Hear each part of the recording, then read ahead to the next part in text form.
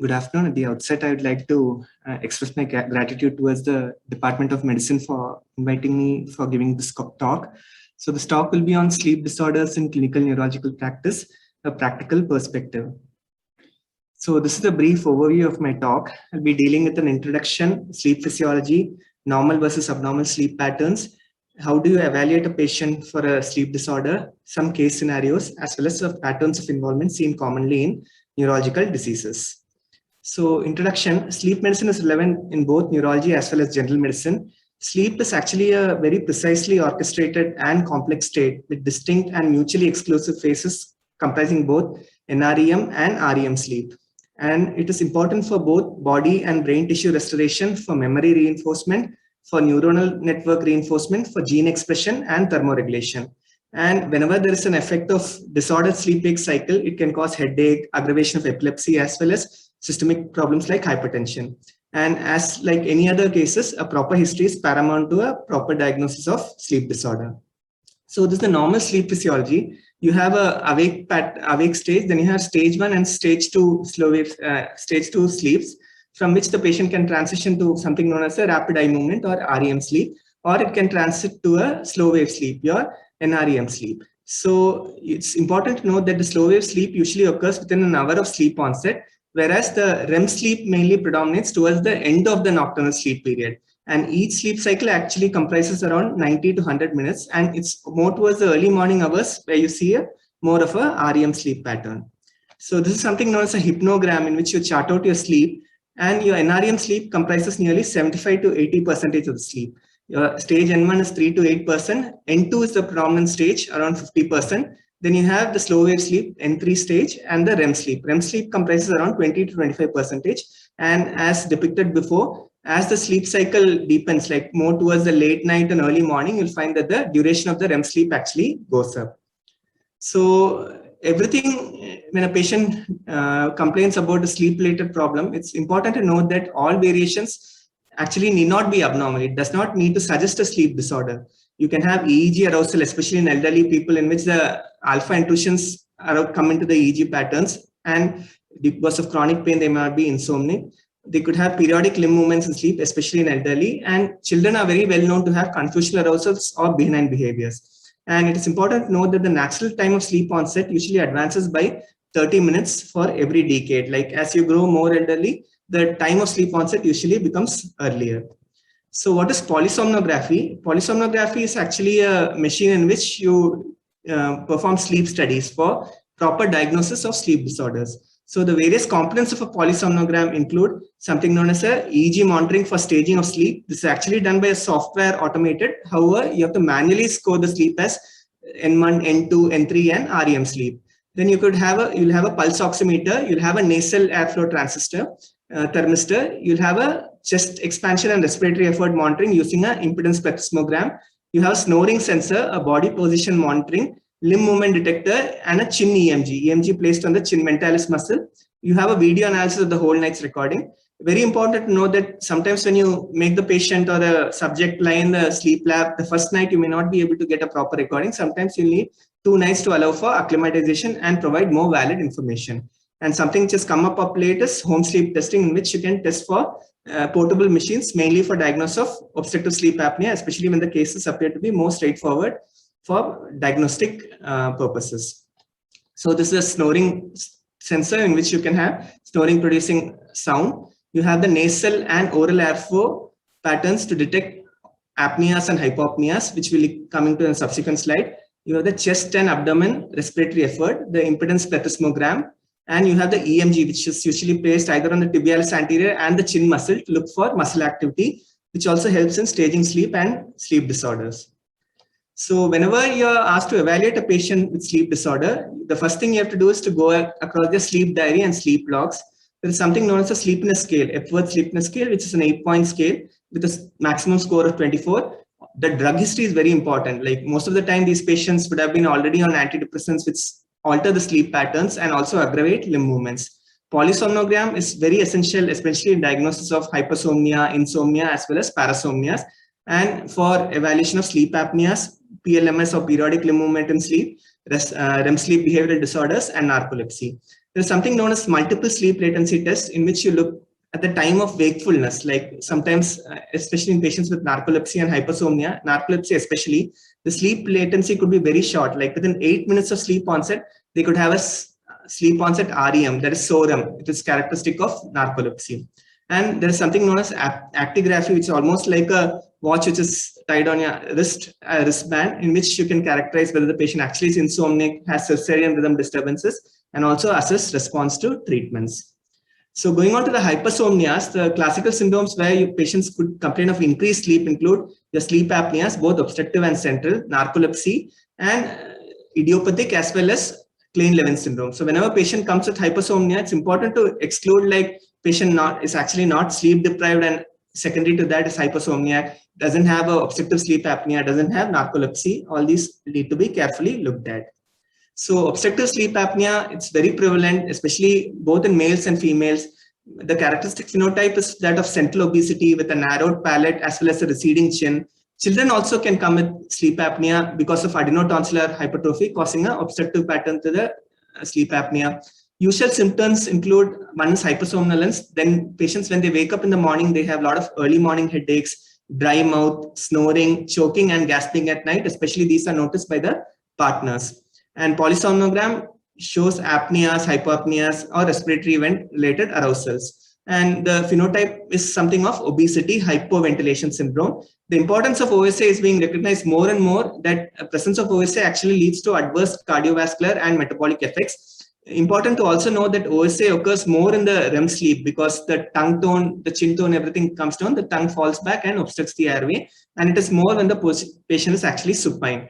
The treatment of OSA includes encouraging them to lose weight, observe proper positions while sleeping, like avoiding meaning encouraging more of lateral sleep, lateral position while sleeping, or the use of devices like CPAP, oral appliances, and sometimes even surgery by the ENT specialist.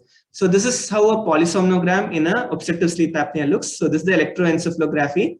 The patient in a phase of sleep will actually get aroused because of the obstructive event. This is the nasal and oral airflow thermistor, in which you can see that there is a cessation of airflow across the nasal thermistor, indicating that there is a apnea. Sometimes this could be a reduced dampened amplitude, in which case you call it a hypopnea. However, in spite of this apnea, your thoracic and abdominal movement actually continue, and sometimes there could be a paradoxical movement, the chest moving and the abdomen moving out, in which the movements are out of phase, which is characteristic of obstructive sleep apnea. And resultant to this apnea, actually you find that there is a desaturation, around 3 to 4% of drop from saturation will be there. And whenever it's severe, it also leads to EEG patterns like bradycardia. So this is the pattern of abnormalities which is seen in a polysomnogram in a patient with obstructive sleep apnea. So this will be a hypnogram showing that OSA is more profound in the REM sleep. Like whenever the patient is in REM sleep, the obstructive events are much more compared to your NREM sleep. And the desaturations are also more. And sometimes when you have the charting of the body position also, we'll find that, as depicted before, the sleep apnea OSA events are more during the supine position while sleeping. So the adverse effects of OSA include the presence of a fragmented sleep, a lot of cognitive effects, depression, accidents while driving. It leads to secondary hypertension, pulmonary hypertension, ischemic heart disease, cardiac arrhythmias. Very important cause for perioperative complications. So even the anesthetist actually screen for questionnaires for presence of obstructive sleep apnea as well as stroke, in addition to myocardial infarction. And it has a profound effect on the body metabolism, leading on to insulin resistance, worsening of type 2 diabetes, dyslipidemia. Severe OSA actually increases the all-cause mortality by 2 to 3-fold, and there is also an increased association with non-alcoholic fatty liver disease. And it's actually been characterized as syndrome Z, where you have the metabolic syndrome or syndrome X with the presence of OSA. Central sleep apnea differs from obstructive sleep apnea because in the polysomnogram actually shows that desaturations are there like obstructive sleep apnea, but this occurs in the absence of respiratory effort. I'll show you a PhD recording for central sleep apnea. And this may occur in association with chain stones breathing. Sometimes both obstructive as well as central apnea, sleep apnea may coexist, something known as mixed sleep apnea. Very important to note that, like some machines, like if you give a CPAP machine, might sometimes worsen sleep apnea in patients with central sleep apnea. That is known as treatment emergent sleep apnea. These patients need more advanced machines like a BiPAP or a adaptive servo ventilation with a backup rate because they have cessation of breathing during sleep. And central sleep apnea also leads to can be seen in patients with heart failure, uremia, or brainstem lesions. So this is a patient with a central sleep apnea. We are just depicting the airflow and the thoracic and abdominal effort. Here there is no thoracic or no abdominal effort. The airflow also ceases. Whereas, as we already mentioned before, in obstructive sleep apnea, the thoracic and abdominal effort continue to be paradoxical in the patient who is already apneic. So this is the main difference with central sleep apnea. And whenever a patient has mixed apnea, here you see that the apnea continues, but the patient might have some activity of both the respiratory and abdominal muscle, and there could be phases where there is no activity also. So based on the polysomnogram, your airflow, and your chest abdominal plethysmography, you can accurately diagnose whether it's obstructive, central, or mixed apnea.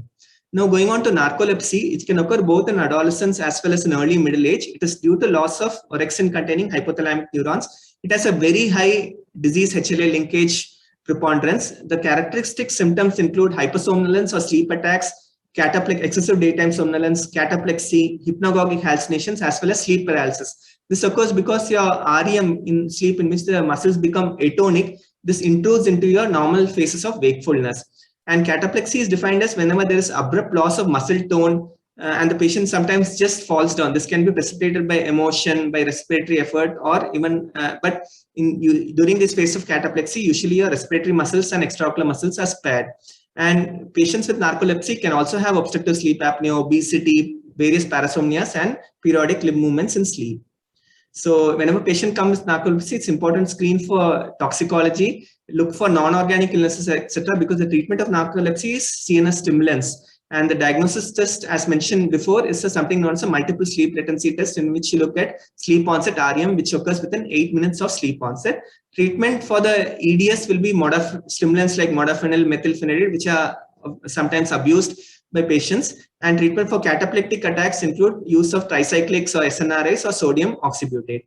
Patients can have narcolepsy due to secondary diseases like multiple sclerosis, NMOSD, neuromyelitis optica, sarcoidosis, or hypothalamic tumors, as well as Niemann-Pick syndrome. Insomnia is probably the most common sleep-related symptom, and it can be a presenting feature of primary sleep disorders. Usually, it is important to know that a lot of patients are labeled to have psychiatric problems, but these are usually coexistent or secondary to insomnia rather than primarily causative for the insomnia. So insomnia can be idiopathic, psychophysiological, related to primary sleep disorders like RLS or OSA, or circadian rhythm sleep disturbances, drug-induced insomnia, a state of paradoxical insomnia, or due to structural brain disease like a thalamic infarct, or nowadays it's more realized patients with prion disease or autoimmune encephalitis can come in with early insomnia. So this is something known as actigraphy, like a body activity tracer. Like it could be just like a wristband tied to your wrist, in which you'll have the logs. So during phases of activity, you'll have a lot of activity, whereas when the patient is asleep, there will be cessation of activity. So this will be a characteristic form of paradoxical insomnia, where actually the patient reports increased lack of sleep, insomnia, but during the actigraphy are able to find out that the patient actually has slept between 12 midnight to 6 a.m. in the morning. So going on to case scenarios. So this will be one patient of a 45-year-old who actually came in with complaints of insomnia, difficulty initiating as well as maintaining sleep. And the PSG had also revealed that very less sleep time and sleep efficiency, and previous trials of benzodiazepines were unsuccessful. She also complained of an unpleasant crawling sensation in the legs during periods of inactivity, especially in the transition from wake to asleep, and it was relieved by movement of the legs. Symptoms were aggravated during her previous pregnancy, and she was also found to have low ferritin and iron deficiency anemia. So this is the characteristic syndrome of restless leg syndrome, which is very commonly seen, again, very commonly underdiagnosed also.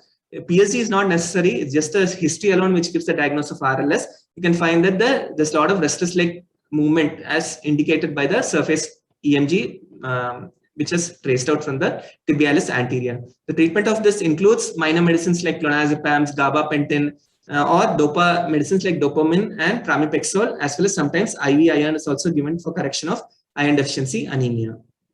This is another case scenario in which a young boy comes bought by concerned parents with history of wakening up 1 hour into sleep, and then he goes on to shatter a glass window next to bed, requiring sutures. And he's not aware of this episode, and he also gives a history of sleepwalking in childhood. Various patterns where these kind of sleep arousals can occur include a confusional arousal, a sleep terror, something we are all familiar with, somnambulism, a REM sleep behavioral disorder, nocturnal seizures, or sometimes due to for secondary gain, they can also have psychogenic dissociative disorders. Again, a PSG with a full EEG recording will help in characterization of these disorders. So you can have both a NREM parasomnia or a REM sleep behavioral disorder, which is a dream enacting behavior. This can occur in males, usually occurs during periods of REM sleep, occurs like a dream narrative. They very rarely ambulate, but they can cause a lot of injury to themselves or to their bed partners as well. The contrast is something known as NREM parasomnia, which is more like a arousal disorder. So whenever a patient has a REM sleep behavioral disorder, your polysomnogram actually shows that the chin EMG during phases of REM sleep goes into atonia. There is no activity at all. And your EEG pattern shows the presence of REM sleep. And so this is the pattern of REM sleep behavioral disorder. This can be occurring in acute phases due to medication use or medication withdrawal. However, chronic IBD usually indicates that there is a presence of a early neurodegenerative disorder like a synucleinopathy, like multiple system atrophy, or a Parkinson's disease, or a DLB. The treatment will include agents like clonazepam as well as melatonin, with which the symptoms usually improve well. Then you have circadian misalignment disorders, extrinsic, like patients coming with jet lag, or like shift work sleep disorder, on intrinsic, in which you can have delayed sleep phase syndromes or advanced sleep phase syndromes. Here the diagnosis is established by not a polysomnogram, more like a actigraphy. So whenever the patient has a delayed shift phase syndrome, you'll find that the sleep onset is usually very late, like after 12 midnight, around 2 to 3 a.m., the patient actually goes into sleep. This is a delayed shift phase syndrome. Nocturnal jerks usually doesn't indicate that there needs to be a disease. It usually occurs at wake sleep transition, and these are very benign and don't warrant any treatment. And mostly we have to reassure the patient. Sleep can aggravate seizures. There are a lot of seizures in which sleep deprivation provokes seizures, like juvenile myoclonic epilepsy. You have your NREM sleep promotes seizures. There are a lot of seizure syndromes very closely associated with sleep, like nocturnal frontal lobe epilepsy, your CSWS or Rolandic epilepsy, Landau-Kleffner syndrome, Lennox-Gastaut syndrome, all are very closely associated with sleep. Very commonly, it's in a patient with worsening seizures, especially who's obese. Proper treatment of OSA will help in addressing your sleep disorder and seizure control as well. And then you have your sleep and Parkinsonism. Again, it can be seen in patients with synucleinopathies as well as patients with multiple system atrophy. Parkinson's disease patients also have a lot of sleep-related problems. The other miscellaneous disorders in which you can have a lot of sleep-related problems include myotonic dystrophy, neuromuscular disorders like motor neuron disease, acid maltase. In all these disorders, if you address the sleep properly, they'll have a good improvement of their quality of life. Headaches like cluster headaches, migraines, all worsen with OSA, just like seizures. Traumatic brain injury patients also have a lot of insomnia or post-traumatic stress disorder. And I also already mentioned your CNS demyelinating disorders also can have excessive daytime somnolence and secondary narcolepsy. So the final take-home messages from this presentation include that sleep is associated with a number of neurological disorders. The morbidity associated with sleep disorders is grossly underestimated. There is a tendency for both use as well as abuse of sedative hypnotic agents without proper characterization of sleep disorders. It is here that the use of your actigraphy or polysomnogram helps in establishing a proper diagnosis for the insomnia, for the hypersomnia disorder, and helps in targeting your treatment. Your appropriate history taking and judicious evaluation strategies are paramount in proper diagnosis as well as management of these disorders. And the need for a comprehensive multidisciplinary sleep clinic need not be overemphasized. These usually multidisciplinary sleep clinics include neurologists, pulmonologists, you'll have your psychiatrist for cognitive behavioral therapy, pediatrician, all these form a component of a sleep clinic. This cannot be overemphasized. With this, I conclude my presentation. Thanks a lot for the patient hearing.